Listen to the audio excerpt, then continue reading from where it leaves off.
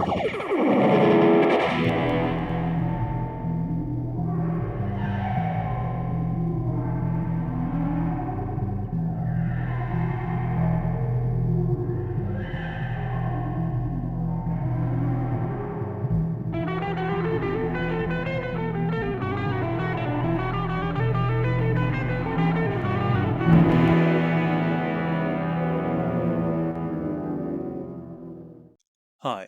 Dr. Alex here, and breaking news, the Doctor Season 12 audiobook is now released!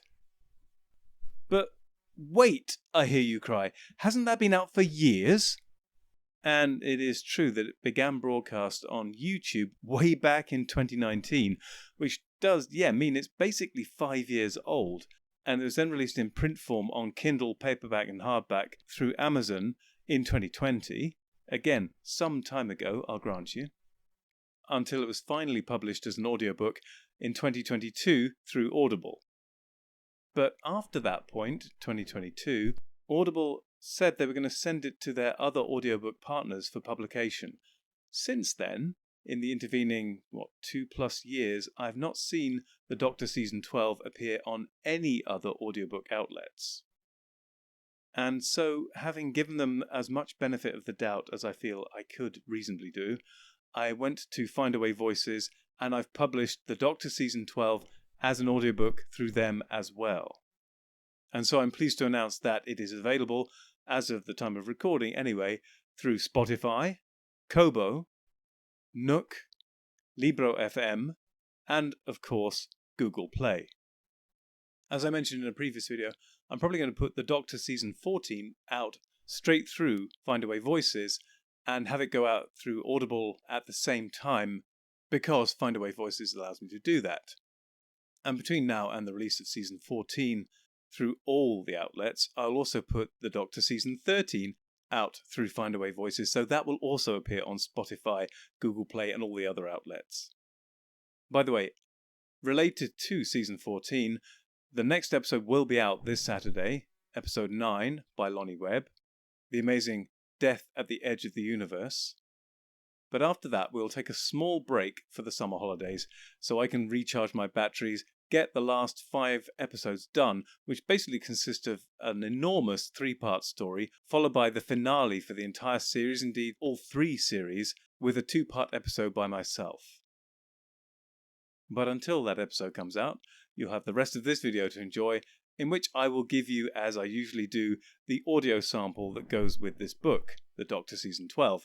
In this case, I think I'll use the Libro FM version, having already used a Spotify and a Google Play version in 2 previous videos. Why not give them a try? So I hope you enjoy the free sample that's available for the Doctor Season 12, as presented on Libro FM's website. And until the next video, whatever that may be, to all my listeners, watchers, readers and subscribers, take care.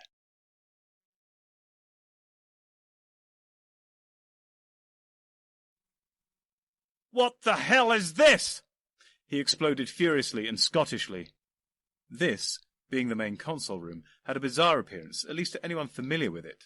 And yet it was also somehow familiar, to anyone bizarre enough to know it. It still sported a 2-tier design.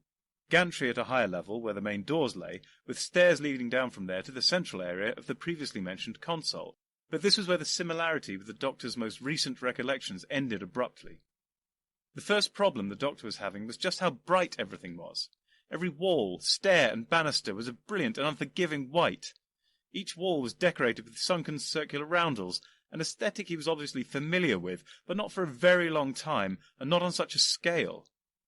The main console itself was a similar mind-bending contortion of old and new in a sickening collision of style and size. Its proportions were of the imposing, looming vastness with which he was familiar, but the panels and switches were of a much flatter, less baroque, more brutalist nature. The slowly pumping central column, while vast, now had what appeared to be flat perspex sides, encasing strange rods and plates of metal and glass. It was reminiscent of some terribly hip and groovy modern art installation set into undulating motion. It was from behind the imposing bulk of the main console assembly that the figure of a white-haired, elderly gentleman moved into view. "This," the first Doctor began with an air of weary patience, "is your TARDIS." "Is it?" the doctor snapped back, gesturing around him. "Are you sure?" "Yes, well, I shall always think of it as mine, naturally, but yes, this is the TARDIS contemporaneous with you. My TARDIS is nearby. I understand your confusion, though. I do hope you don't mind, but I took the liberty of redecorating a little. It was all so dark, baroque, and, well, unnecessary. However, I left the layout and dimensions set in accordance with your current grandiose fetishes." "I'm still Scottish, and a man." "Are you Scottish? I don't recall ever being that good with accents. I must say that in the somewhat limited interactions we have had, you always sounded to me a little like that incarnation of ours with the floppy hat and the ridiculous scarf." "Nonsense! I've never sounded like that." "That is an absurd statement, not worthy of us. And of course we resemble a human. But if you'd care to check your pulse, I think you'll find yourself quite Time Lord." "I thought I regenerated into a woman." "Ha! How ludicrous." "Ludicrous? What reason would you have to say that?" "Reasons, you say? Oh, let me count the ways. Firstly, I do not recall ever harbouring a desire to be anything other than who I am, sex-wise, I mean. Never once caught myself wishing Susan could call me grandmother, nor even for a moment experienced the desire to learn the art of sucking eggs. I know we change from regeneration to regeneration, but there is a certain core which remains, no matter how far you may wish to run from it, to run from yourself. Secondly, have you any idea how difficult it would be to achieve such a sex change?" "Well—" "The sheer number and complexity of treatments prior to transition would be highly disruptive to the business of everyday life. It would be time-consuming, requiring many resources, and would be difficult to conceal from others, if someone were to conceal both the desire and the process of such a transformation. Not only would the transformation be a little unusual, but to conceal it would put it into a whole new category of oddity. Imagine, say, if some high-ranking official on Gallifrey had been conducting pre-transition procedures in secret for their own peculiar reasons.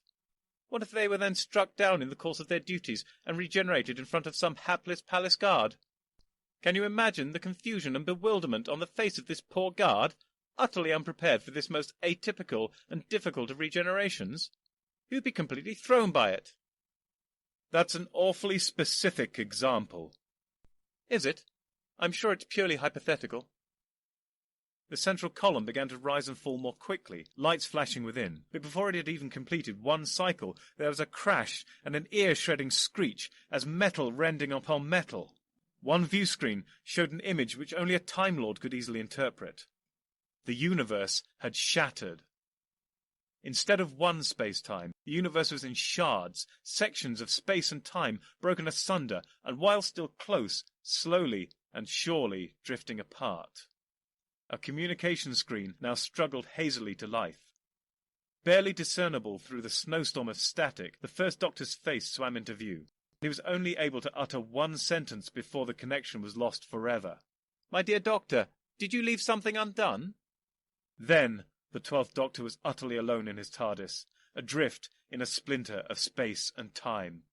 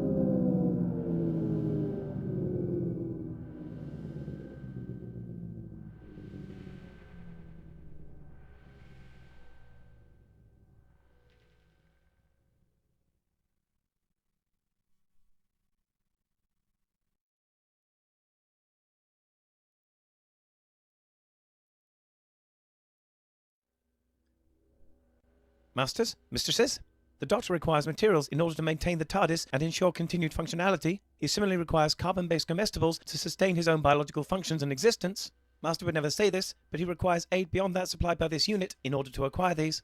To aid the Doctor in his various tasks and creations, this can be most effectively achieved via Patreon or Substack subscriptions, or through donations directly to PayPal. Or if you desire physical goods in return for your contributions, written accounts of my travels with the Doctor are also available on Amazon. Links are in the description below. Thank you, Masters, Mistresses.